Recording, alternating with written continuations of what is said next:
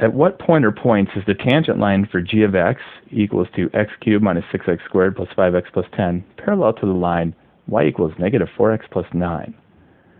Parallel lines have matching slopes. The slope of the line given, y equals negative 4x plus 9, has a slope of y equals mx plus b, m being the slope being whatever is with the x. The slope is going to be that number right there. That line has a slope of negative 4. We want our tangent line to our function g of x to have that same slope. Well, the slope of the tangent line is the derivative. So we are going to be taking the derivative of g of x, which is x cubed minus 6x squared plus 5x plus 10. And the derivative of g prime of x will therefore be first term, power rule, bring down the power, subtract 1 from it. Second term, power rule, bring down the power. 2 times a negative 6 is a negative 12, subtract 1 from the power. Third term is a constant times x, the derivative of that will be the constant. And then the fourth term is a constant with no x, the derivative will be a 0. There's our derivative of g of x, and this will represent the slope of the tangent line at any x coordinate on g of x.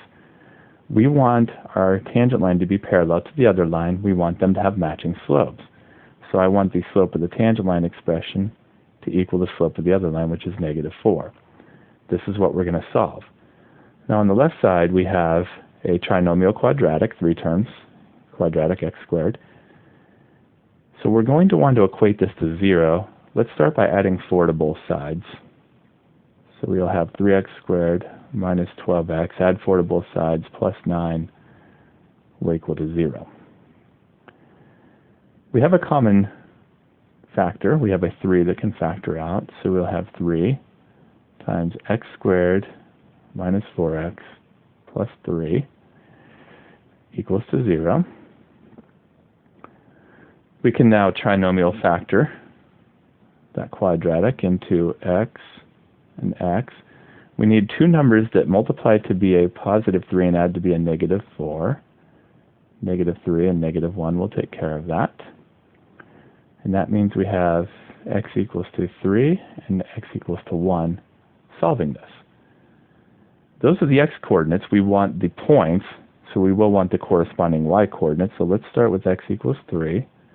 The corresponding y coordinate is found by plugging the x coordinate into the original function. Make sure to use g of x, not g prime of x. G of x will give you the y coordinates for a given x coordinate. So we will want g of 3, which is going to be 3 cubed minus 6 times 3 squared plus 5 times 3 plus 10. 3 cubed is 27, minus 6 times 3 squared is 9. 5 times a 3 is a 15, and then plus a 10. 27 minus 6 times a 9 is a minus 54. And then plus a 15 plus a 10 is a plus 25. 27 minus 54 is a negative 27 plus a 25. Negative 27 plus 25 will be a negative 2. So we have an x-coordinate of 3 paired off with a y-coordinate of negative 2. There's one of our points. Now we also had the x equals 1. And the corresponding y-coordinate will be g of 1, which will be 1 cubed minus 6 times 1 squared plus 5 times 1 plus 10. 1 cubed is 1, minus 6 times 1 squared, which is 1, plus 5 times 1, which is a 5, plus a 10.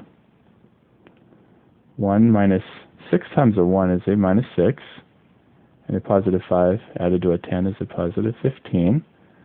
1 minus 6 is negative 5, and then plus the 15, and negative 5 plus 15 is going to be a 10.